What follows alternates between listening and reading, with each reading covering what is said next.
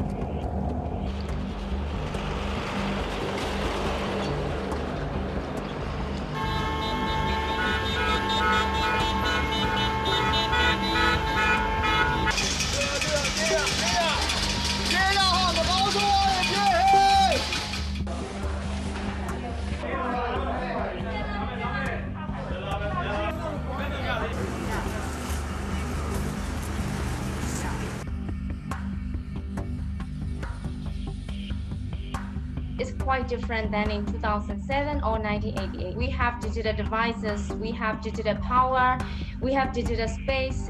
See, the civil disobedience is the first idea that we all have, it's the first initiative that we see coming out from a different group at the same time.